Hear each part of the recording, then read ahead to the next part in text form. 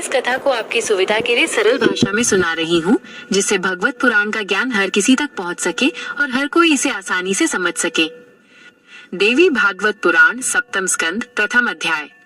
राजा जन्मेजय ने व्यास जी से पूछा, हे महर्षि, आपने छठे स्कंद में वृत्रासुर और अन्य असुरों की कथा सुनाई, पर मुझे ये जानने की उत्सुकता है कि देवी भगवती का वो परम धाम कहाँ है जहाँ वे वास करती हैं, और उस धाम में क्या क्या अद्भुत रहस्य छिपे हैं। व्यास जी ने मुस्कुराते हुए कहा, हे राजन, आपका प्रश्न बहुत ही गहन है। देवी का धाम कोई साधारण स्थान नहीं है, बल्कि वो एक आध्यात्मिक आयाम है जिसे मणिद्वीप कहते हैं। इस धाम का ज्ञान केवल वही प्राप्त कर सकता है जिसने अपनी आत्मा को पूरी तरह से शुद्ध कर लिया हो। व्यास जी ने आगे कहा, सृष्टि के आरंभ में जब केवल एक शून्य था, तब उसी शून्य में से देवी भगवती का जन्म हुआ। उन्होंने ही अपनी इच्छा शक्ति से इस पूरे ब्रह्मांड की रचना की।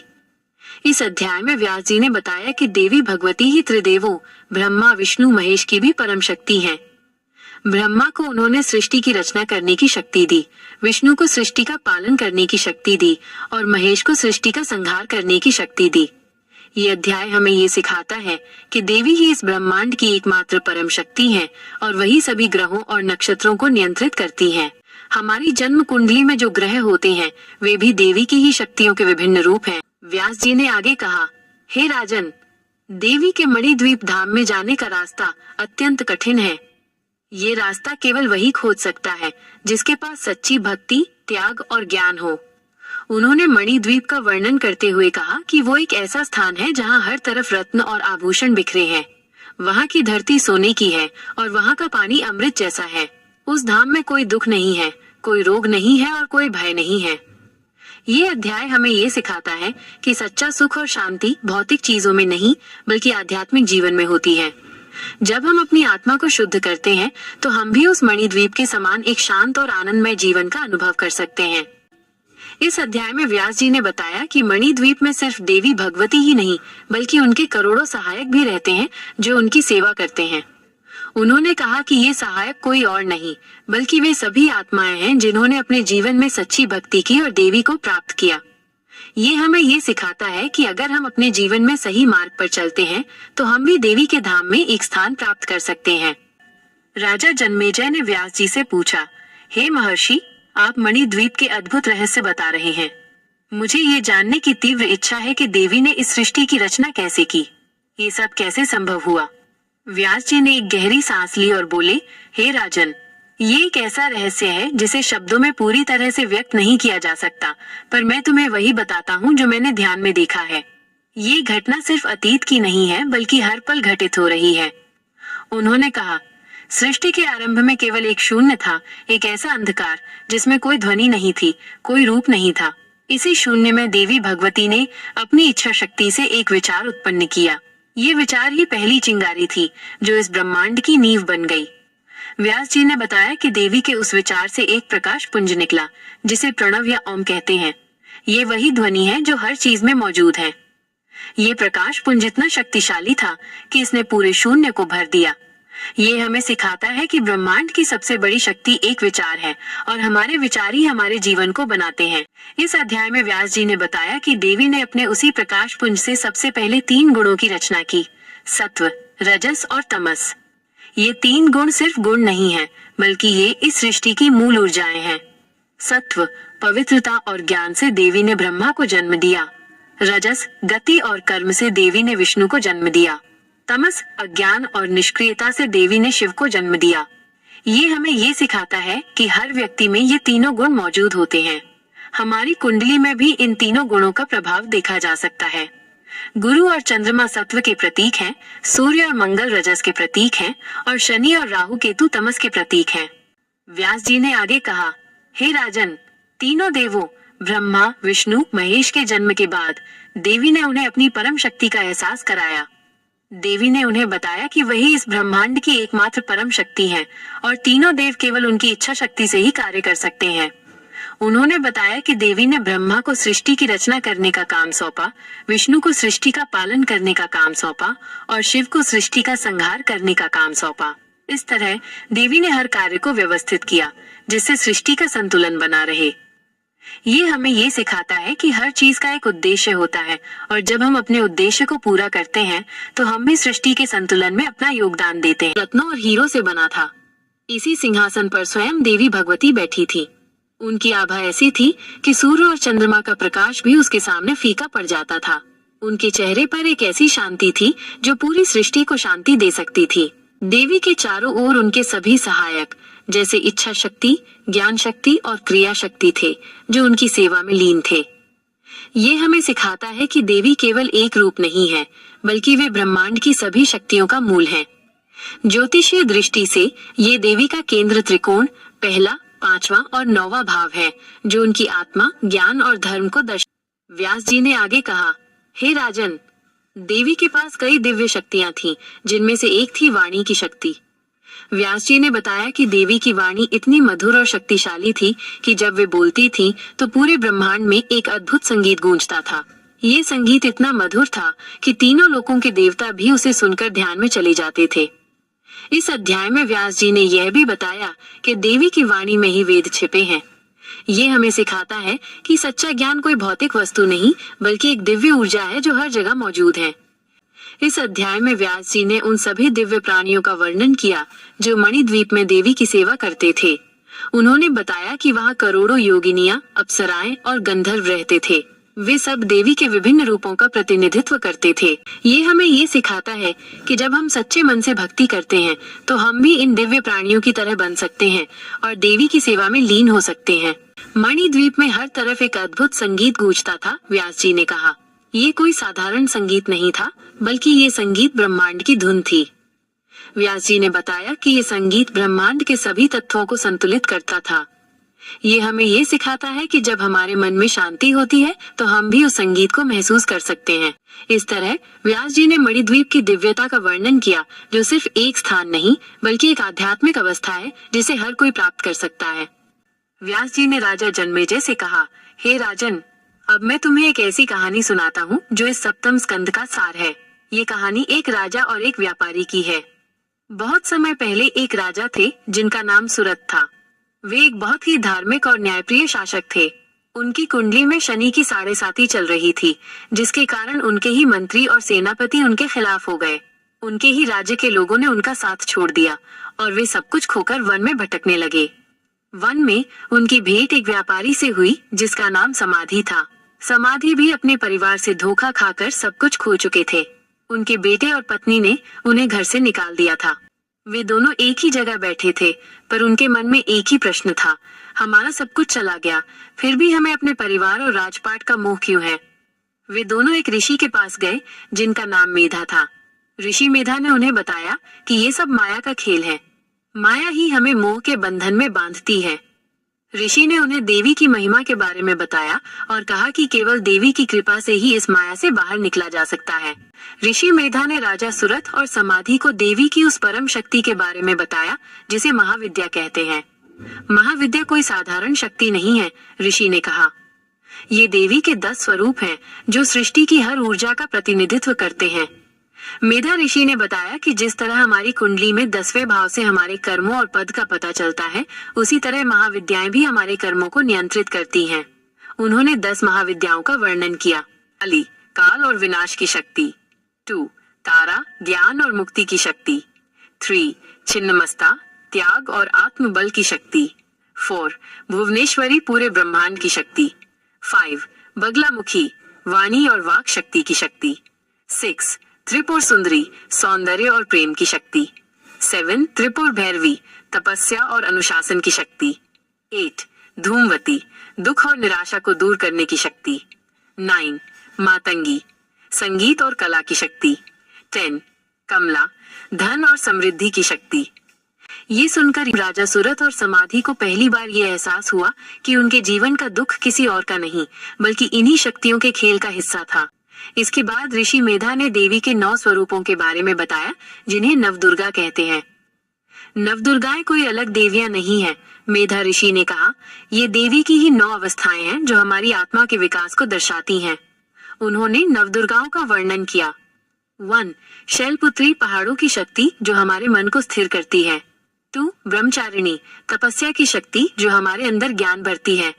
3, चंद्र घंटा, न्याय की शक्ति जो हमें सही मार्ग पर चलने का साहस देती है। 4. कुष्मांडा, ऊर्जा की शक्ति जो हमें जीवन जीने की शक्ति देती है। 5. स्कंद माता, मातृत्व की शक्ति जो हमें प्रेम और करुणा सिखाती है। 6. कात्यायनी, योद्धा की शक्ति जो हमें बुराई से लड़ने का साहस देती है। 7. कालरात्रि, अंधकार को दूर करने की शक्ति। 8. महागौरी, शुद्धता और पवित्रता की शक्ति। 9. सिद्धिदात्री, हर प्रकार की सिद्धि देने की शक्ति। ये सुनकर राजा सुरथ और समाधि ने ये समझ लिया कि वे सब कुछ खोकर भी इन शक्तियों को प्राप्त कर सकते हैं। उन्होंने देवी की पूजा करने का निर्णय लिया। क्या आप जानना चाहेंगे कि राजा सुरथ और समाधि ने देवी की पूजा कैसे की और उन्हें क्या वरदान मिला? राजा सुरथ और समाधि वैश्य ने ऋषि मेधा से नवदुर्गा और महाविद्याओं का ज्ञान प्राप्त करने के बाद देवी की पूजा करने का निश्चय किया। वे दोनों ने मिलकर देवी का यज्ञ बलिदान करने का निर्णय लिया। ये कोई साधारण यज्ञ नहीं था। उन्होंने देवी की पूजा के लिए अपना सब कुछ छोड़ दिया। वे अपने मन से हर मोह, हर अहंकार और हर इच्छा को त्याग कर केवल देवी को समर्पित हो गए। ये एक ऐसा आध्यात्मिक यज्ञ था जहां उन्होंने अपनी आत्मा की आहुति दी थी। ऋषि मेधा ने उन्हें बताया कि ये यज्ञ कोई दिखावा नहीं है, बल्कि ये तुम्हारे जीवन को शुद्ध करने का एक मार्ग है। जिस तरह हमारी कुंडली में पंचम भाव, आत्मा और भक्ति का भाव मजबूत होता है, उसी तरह तुम्हारी भक्ति भी मजबूत होनी चाहिए। राजा सुरथ और समाधि ने जब अपने मन को पूरी तरह से शुद्ध कर लिया तो देवी भगवती स्वयं उनके सामने प्रकट हुईं। देवी का रूप इतना तेजस्वी था कि उनकी आंखें चौंधिया गईं। देवी ने एक अद्भुत मुस्कान के साथ उनसे कहा, हे मेरे भक्तों, मैं तुम्हारी तपस्या और भक्ति से बहुत प्रसन्न हूँ। तुमने जो आध्यात्मिक यज्ञ किया है वो भौतिक यज्ञों से भी कहीं अधिक मूल्यवान है। देवी की आवाज में इतनी करुणा थी कि राजा सुरथ और समाधि के मन का सारा दुख और पीड़ा दूर हो गया। उन्हें लगा जैसे उन्हें सब कुछ वापस मिल गया हो जो उन्होंने खोया था। देवी ने उन दोनों को वरदान देने के लिए कहा। राजा सुरथ ने कहा, हे माँ, मुझे मेरा खोया हुआ राजपाट वापस नहीं चाहिए।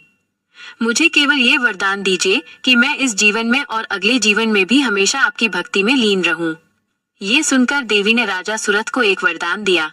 उन्होंने कहा, हे राजन, तुम इसी जन्म में अपना राजपाट वापस पाओगे और अगले जन्म में तुम सावर्णी मनु के रूप में जन्म लोगे और तुम्हारे नाम पर एक नया युग चलेगा। समाधि वैश्य ने कहा, हे माँ, मुझे भी कोई भौतिक सुख नहीं चाहिए। मुझे बस ये वरदान दीजिए कि मैं आपकी भक्ति में लीन रहूं और मुझे इस माया के जाल से मुक्ति मिले। देवी ने समाधि वैश्य को भी वरदान दिया। उन्होंने कहा, हे समाधि, तुम्हें भी इसी जन्म में मुक्ति मिलेगी और तुम हमेशा मेरी भक्ति में लीन रहोगे। इस तरह देवी ने राजा सुरथ और समाधि को उनके त्याग के लिए वरदान दिया। ये हमें सिखाता है कि जब हम अपने जीवन में भौतिक सुखों के बजाय आध्यात्मिक ज्ञान और शांति को चुनते हैं तो हमें सच्चा सुख मिलता है। ज्योतिषीय दृष्टि से भी ये बताता है कि जब हम शनि के कष्टों से भागने के बजाय उन्हें स्वीकार करते हैं तो हम अपनी आत्मा को मुक्त करते हैं। देवी का वरदान पाकर राजा सुरथ अपने राज्य लौट आए। उनका मन पूरी तरह से शांत हो चुका था। उन्होंने कोई युद्ध नहीं लड़ा, बल्कि उनकी प्रजा और मंत्रियों ने स्वयं आकर उन्हें उनका राजपाट वापस सौंप दिया। उनके चेहरे पर ऐसा दैवीय तेज था कि हर कोई उनकी आज्ञा का पालन करने लगा। राजा सुरथ ने कई वर्षों तक धर्म और न्याय के साथ राज किया। उन्होंने अपनी प्रजा को सिखाया कि सच्ची शक्ति धन या पद में नहीं, बल्कि त्याग और भक्ति में होती है। उन्होंने अपनी सारी उपलब्धियों को देवी के चरणों में समर्पित कर दिया। राजा सुरथ की कथा के बाद व्यास जी ने राजा जन्मेजय को एक और अद्भुत कहानी सुनाई। ये कहानी थी सूर्यदेव और उनकी पत्नी संज्ञा की, जो हमें ज्योतिष का एक गहरा रहस्य बताती है। सूर्यदेव का तेज इतना अधिक था कि उनकी पत्नी संज्ञा उस तेज को सहन नहीं कर पाती थी। वे सूर्यदेव के पास गईं और कहा, हे प्रभु, आपका तेज इतना अधिक है कि मैं आपके पास नहीं रह सकती। संज्ञा ने सूर्यदेव से कहा कि वे कुछ समय के लिए अपने पिता के घर जा रही हैं। ये कहकर उन्होंने अपनी ही परछाई से एक और रूप बनाया जिसका नाम छाया रखा। छाया बिल्कुल संज्ञा जैसी दिखती थी। संज्ञा ने छाया को सूर्यदेव के पास छोड़ दिया, जंगल में चली गई। छाया ने कई वर्षों तक सूर्यदेव के साथ जीवन बिताया। वे सूर्य के 3 बच्चों की मां बनी, जिनमें से एक थे शनिदेव। लेकिन एक दिन सूर्यदेव को ये एहसास हुआ कि छाया उनकी असली पत्नी नहीं है। वे क्रोधित हुए और उन्होंने छाया से पूछा कि संज्ञा कहाँ है। छाया ने डरते हुए उन्हें सब कुछ सच सच बता दिया। सूर्यदेव बहुत दुखी हुए और उन्होंने अपनी पत्नी संज्ञा को ढूंढने का निश्चय किया।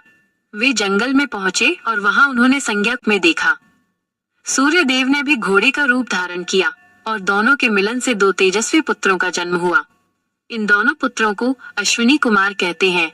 अश्विनी कुमारों की उत्पत्ति से ही अश्विनी नक्षत्र का जन्म हुआ। ये दोनों देवों के वैद्य और चिकित्सक बने।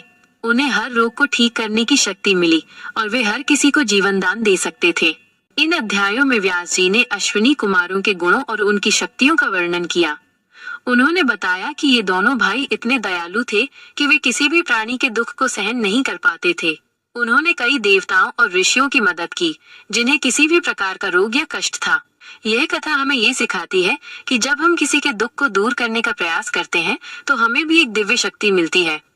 यह हमें ये भी बताती है कि सूर्य की ऊर्जा ही हर जीवन का मूल है और जब ये ऊर्जा सही ढंग से प्रवाहित होती है तो हमारे जीवन में भी सुख और शांति आती है। इन सब के बाद जन्मेजय ने एक और बहुत ही गहरा प्रश्न पूछा। उन्होंने कहा, हे महर्षि, आप ये तो बता चुके हैं कि भक्ति और ज्ञान का महत्व है, पर क्या सिर्फ कर्मकांड और पूजा पाठ से मोक्ष नहीं मिल सकता?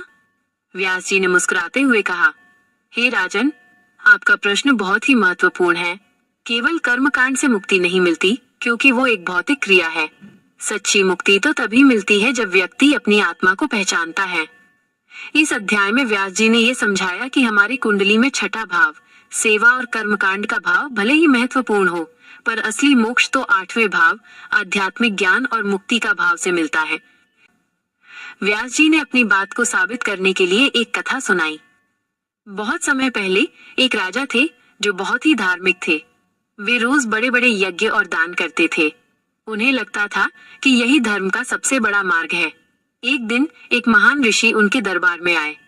राजा ने ऋषि से पूछा, हे प्रभु, आप मेरे राज्य में आए, ये मेरा सौभाग्य है। कृपया बताएं कि मैं और कौन से बड़े यज्ञ करूं ताकि मुझे मोक्ष मिले। ऋषि ने मुस्कुराते हुए कहा, हे राजन, तुम जो यज्ञ करते हो वे केवल तुम्हें सुख और समृद्धि दे सकते हैं, मोक्ष नहीं। ये सुनकर राजा को बहुत आश्चर्य हुआ। उन्होंने ऋषि से पूछा, तो फिर मोक्ष कैसे मिलेगा? ऋषि ने राजा से कहा, तुम्हें मोक्ष तब मिलेगा जब तुम अपने अहंकार को त्यागोगे। तुम जो यज्ञ करते हो वह तुम्हारे अहंकार को और भी बढ़ा रहा है। सच्चा यज्ञ तो अपनी आत्मा का होता है। ऋषि ने राजा को देवी की महिमा के बारे में बताया और कहा कि असली भक्ति तो मन से होती है, दिखावे से नहीं। राजा ने ऋषि की बात को समझा और अपने सारे यज्ञों और कर्मकांडों को त्याग दिया। उन्होंने अपना सारा ध्यान अपनी आत्मा पर लगाया और देवी की भक्ति में लीन हो गए। इस तरह राजा ने मोक्ष प्राप्त किया। ये कथा हमें ये सिखाती है कि जब हम अपने अहंकार को त्याग कर अपनी आत्मा को पहचानते हैं तो हमें सच्चा ज्ञान मिलता है। महिषासुर, जो अब एक विशाल भैंसे के रूप में था, ने युद्ध भूमि में आकर अपनी पूरी शक्ति लगा दी। वो अपने सींगों से धरती को खोद रहा था और अपने पैरों से पहाड़ों को हिला रहा था। उसकी भयानक गर्जना से आकाश गूंज रहा था। देवी ने देखा कि महिषासुर का अहंकार और क्रोध बहुत बढ़ गया है। उन्होंने पहले महिषासुर के साथ एक भयंकर युद्ध किया। महिषासुर अपनी मायावी शक्तियों का उपयोग कर रहा था। वो कभी भैंसे का रूप लेता, तो कभी शेर का, तो कभी इंसान का। देवी ने बड़ी कुशलता से उसके हर रूप को काटा और उसे चुनौती दी। अंत में महिषासुर अपने वास्तविक महिष रूप में वापस आया और सीधे देवी पर हमला करने लगा। उसने अपनी पूरी ताकत से देवी पर प्रहार किया, लेकिन देवी ने अपनी तलवार से उसके हर वार को विफल कर दिया। देवी ने उसे सबक सिखाने का निश्चय किया। उन्होंने अपने त्रिशूल को उठाया और एक ही वार में उसके सिर को धड़ से अलग कर दिया। जैसे ही उसका सिर धड़ से अलग हुआ, महिषासुर के मुख से एक विशाल असुर बाहर निकला, जो तुरंत तलवार लेकर देवी पर हमला करने लगा। देवी ने तुरंत अपने खड्ग से उस असुर का भी सिर काट दिया। उसका सिर कटते ही वो वहीं धराशायी हो गया। महिषासुर का अंत देखकर सभी देवता खुशी से झूम उठे। आकाश से देवी पर फूलों की वर्षा होने लगी और सभी देवताओं ने मिलकर देवी की स्तुति की। क्या आप आगे का 32वां अध्याय सुनना चाहेंगे?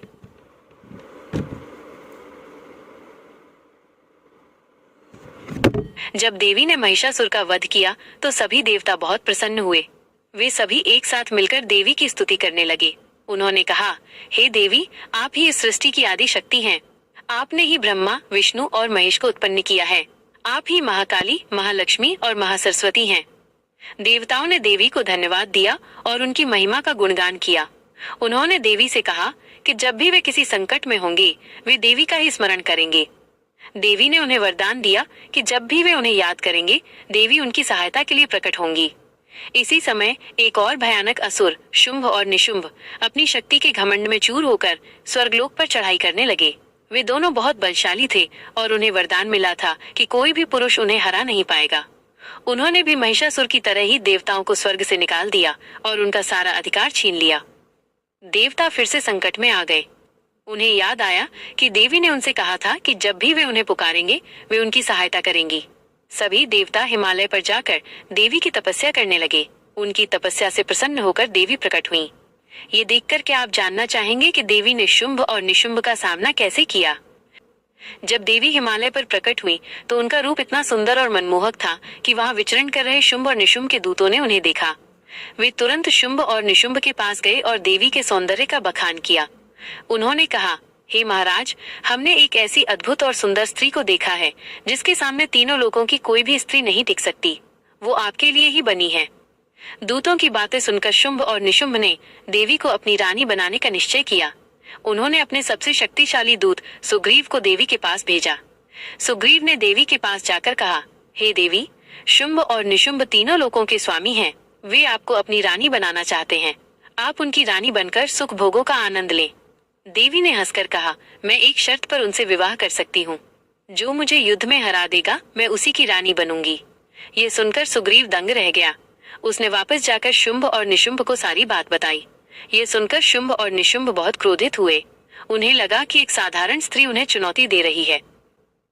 जब दूत सुग्रीव ने देवी की चुनौती शुंभ और निशुंभ को बताई तो वे क्रोध से आग बबूला हो गए। उन्हें लगा कि एक अकेली स्त्री उन्हें युद्ध की चुनौती दे रही है। शुंभ ने अपने सबसे शक्तिशाली सेनापति धूम्रलोचन को भेजा। शुंभ ने उससे कहा, जाओ और उस स्त्री को जबरदस्ती मेरे पास ले आओ। अगर कोई प्रतिरोध करे तो उसे मार डालना। धूम्रलोचन अपने साथ एक विशाल सेना लेकर देवी के पास पहुंचा। उसने देवी से कहा, हे देवी, तुम अपनी मूर्खता छोड़ दो और चुपचाप मेरे साथ चलो। अगर तुम ऐसा नहीं करोगी तो मैं तुम्हें बलपूर्वक ले जाऊंगा। ये सुनकर देवी मुस्कुराई। उन्होंने कहा, हे धूम्रलोचन, लगता है तुम्हारे स्वामी का घमंड बहुत बढ़ गया है। मैं अपनी इच्छा से आई हूँ और अपनी इच्छा से ही जाऊंगी। अगर तुम में शक्ति है तो मुझसे लड़कर दिखाओ। ये सुनकर धूम्रलोचन को और भी क्रोध आया। उसने अपनी सेना को देवी पर हमला करने का आदेश दिया, लेकिन देवी ने बस एक हुंकार भरी। उनकी हुंकार इतनी प्रचंड थी कि धूम्रलोचन और उसकी पूरी सेना जलकर राख हो गई। 35वां अध्याय। धूम्रलोचन की मृत्यु का समाचार सुनकर शुंभ और निशुंभ क्रोध से कांप उठे। उन्हें विश्वास नहीं हुआ कि एक अकेली स्त्री ने उनके इतने शक्तिशाली सेनापति को मार दिया। इस बार शुंभ ने अपने 2 और सेनापतियों चंड और मुंड को भेजा। शुंभ ने उनसे कहा, जाओ और उस स्त्री को पकड़कर मेरे पास लाओ, चाहे उसे मारना ही क्यों न पड़े। चंड और मुंड अपनी विशाल सेना के साथ देवी के पास पहुंचे। उन्होंने देखा कि देवी एक शेर पर बैठी हुई हैं और बहुत शांत दिख रही हैं। चंड ने देवी से कहा, हे देवी, हमारे महाराज शुंभ और निशुंभ ने तुम्हें बुलाया है। तुम अपनी मूर्खता छोड़ दो और चुपचाप हमारे साथ चलो। देवी ने हंसकर कहा, मैं पहले ही कह चुकी हूँ कि जो मुझे युद्ध में हरा देगा मैं उसी की रानी बनूंगी। ये सुनकर चंड और मुंड क्रोधित हो गए और अपनी सेना के साथ देवी पर हमला कर दिया। देवी ने अपनी शक्ति का प्रयोग किया। उन्होंने अपनी भौं से एक भयंकर रूप को जन्म दिया जिसका नाम काली था। काली देवी का रूप बहुत ही विकराल था। उनकी आंखें लाल थीं, उनके केश बिखरे हुए थे और उन्होंने बाघ की खाल पहनी हुई थी। काली ने अपनी तलवार और ढाल लेकर चंड और मुंड पर हमला कर दिया। उनका युद्ध इतना भयंकर था कि चंड और मुंड अपनी जान बचाने के लिए भागने लगे। काली ने उनका पीछा किया और उन्हें पकड़कर उनके सिर काट दिए। जब चंड और मुंड की मृत्यु का समाचार शुंभ और निशुंभ के पास पहुंचा तो वे बहुत क्रोधित हुए। उन्हें लगा कि एक साधारण स्त्री ने उनके 2 सबसे शक्तिशाली सेनापतियों को मार डाला। इस बार शुंभ ने अपने सारे दैत्यों को इकट्ठा किया और युद्ध के लिए तैयार हो गया। शुंभ और निशुंभ अपनी विशाल सेना के साथ युद्ध भूमि में पहुंचे। उन्होंने देखा कि देवी काली के साथ खड़ी हैं और उनके सामने एक भयंकर युद्ध हो रहा है। तभी देवताओं ने भी अपनी अपनी शक्तियां भेजी। ब्रह्मा ने अपनी ब्राह्मी शक्ति भेजी, विष्णु ने अपनी वैष्णवी शक्ति, शिव ने अपनी माहेश्वरी और इंद्र ने अपनी ऐन्द्री शक्ति भेजी। ये सभी देवियां अपने अपने वाहनों पर बैठकर आईं और युद्ध में भाग लिया। उनका युद्ध इतना भयंकर था कि पूरी धरती कांप रही थी। वे सब मिलकर दैत्यों को मार रही थीं, लेकिन तभी एक नया राक्षस उत्पन्न हुआ जिसका नाम रक्तबीज था। क्या आप जानना चाहेंगे कि रक्तबीज में ऐसी क्या खास शक्ति थी जो उसे मारना इतना मुश्किल था? 37वां अध्याय। रक्तबीज एक ऐसा राक्षस था जिसे वरदान मिला था कि उसके शरीर से खून की एक भी बूंद अगर धरती पर गिरी तो उस बूंद से तुरंत एक और रक्तबीज उत्पन्न हो जाएगा। इस वरदान के कारण उसे हराना असंभव था। जब देवियां रक्तबीज पर वार करती थीं, तो उसके शरीर से खून निकलता था और जहां जहां खून की बूंदें गिरती थीं, वहां वहां एक और रक्तबीज खड़ा हो जाता था। कुछ ही समय में युद्ध भूमि में इतने रक्तबीज हो गए कि पूरी धरती उनसे भर गई। सभी देवियां परेशान हो गईं, क्योंकि वे समझ नहीं पा रही थीं कि इस राक्षस का वध कैसे किया जाए। ये देखकर देवी चामुंडा ने एक योजना बनाई। उन्होंने काली को आदेश दिया कि वे रक्तबीज का खून जमीन पर गिरने से पहले ही पी जाएं। काली ने तुरंत एक विशाल रूप धारण किया और अपनी जीभ को युद्ध भूमि में फैला दिया। जैसे ही कोई देवी रक्तबीज पर वार करती, उसके शरीर से निकलने वाला खून सीधे काली की जीभ पर गिरता और वे उसे पी जाती। इस तरह रक्तबीज का खून धरती पर नहीं गिरा और नए रक्तबीज पैदा नहीं हुए। अंत में देवी चामुंडा ने रक्तबीज का सिर काट दिया और उसे मार डाला। जब रक्तबीज मारा गया तो शुंभ और निशुंभ बहुत चिंतित हो गए। उन्हें लगा कि अब उनके पास कोई भी ऐसा योद्धा नहीं बचा है जो देवी का सामना कर सके। उन्होंने देखा कि देवी ने उनके सभी शक्तिशाली योद्धाओं को मार डाला है। शुंभ और निशुंभ ने अपनी सारी बची हुई सेना को इकट्ठा किया और खुद युद्ध करने के लिए आगे बढ़े। उन्होंने देवी को ललकारा और कहा, अकेली स्त्री होकर तुम हमारे सारे योद्धाओं को मार रही हो, अब हम स्वयं तुम्हें समाप्त करेंगे। शुंभ और निशुंभ का अहंकार देखकर देवी मुस्कुराई। उन्होंने कहा, तुम दोनों मूर्ख हो। तुम ये नहीं जानते कि तुम जिस शक्ति से लड़ रहे हो वो तीनों लोगों की आदि शक्ति है। तुम मुझसे नहीं बल्कि अपने ही भाग्य से लड़ रहे हो। यह सुनकर शुंभ और निशुंभ ने अपनी मायावी शक्तियों का उपयोग किया। उन्होंने एक विशाल रूप धारण किया और देवी पर हमला कर दिया। उनका युद्ध इतना भयंकर था कि देवता भी डर गए। क्या आप जानना चाहेंगे कि शुंभ और निशुंभ ने देवी के सामने कैसी माया रची? 39वां अध्याय। शुंभ और निशुंभ ने अपनी माया से कई रूप धारण कर लिए। वे कभी एक साथ हमला करते तो कभी अलग अलग। निशुंभ ने देवी पर गदा और तलवार से हमला किया, जबकि शुंभ ने अपने बाणों से देवी पर वर्षा कर दी। देवी ने बड़ी कुशलता से उन सभी वारों को विफल कर दिया। निशुंभ ने एक बार फिर अपनी माया से कई रूप धारण किए और देवी को भ्रमित करने की कोशिश की, लेकिन देवी ने अपने त्रिशूल से उसके हर रूप को काट डाला। अंत में देवी ने अपने त्रिशूल से निशुंभ के हृदय में वार किया और उसे मार डाला। निशुंभ की मृत्यु देखकर शुंभ और भी क्रोधित हो गया। वो अकेला ही युद्ध भूमि में रह गया और उसने देवी को ललकारा। उसने देवी से कहा, हे देवी, तुम अपनी मूर्खता छोड़ दो और मेरी रानी बन जाओ। अगर तुम ऐसा नहीं करोगी तो मैं तुम्हें मार डालूंगा। देवी ने हंसकर कहा, तुम्हारी मृत्यु निश्चित है। तुम ये नहीं जानते कि तुम्हारी मृत्यु मेरे ही हाथों लिखी हुई है। क्या आप जानना चाहेंगे कि देवी ने शुंभ का वध कैसे किया? 40वां अध्याय। निशुंभ के मारे जाने के बाद शुंभ अकेला ही युद्ध भूमि में रह गया। उसका क्रोध और अहंकार चरम पर था। उसने देवी पर अपने सभी शक्तिशाली अस्त्रों और शस्त्रों से हमला किया। देवी ने बड़ी कुशलता से उसके हर वार को विफल कर दिया। शुंभ और देवी के बीच युद्ध इतना भयंकर था कि पूरी सृष्टि कांप उठी। शुंभ ने अपनी सारी शक्ति लगा दी, लेकिन देवी के सामने वो कुछ भी नहीं कर पा रहा था। अंत में देवी ने अपने त्रिशूल को उठाया और एक ही वार में शुंभ के सिर को धड़ से अलग कर दिया। शुंभ का सिर कटते ही उसका शरीर वहीं धराशायी हो गया। शुंभ की मृत्यु के बाद सभी देवता खुशी से झूम उठे। उन्होंने देवी की स्तुति की और उन्हें धन्यवाद दिया। उन्होंने देवी से कहा, हे देवी, आपने हम सबकी रक्षा की है। आप ही इस सृष्टि की आदि शक्ति हैं और हम सब आपके ही चरणों में हैं। देवी ने देवताओं को आशीर्वाद दिया और कहा कि जब भी वे किसी संकट में होंगे वे उन्हें याद कर सकते हैं। इसी के साथ देवी भागवत पुराण का 7वां स्कंद समाप्त होता है।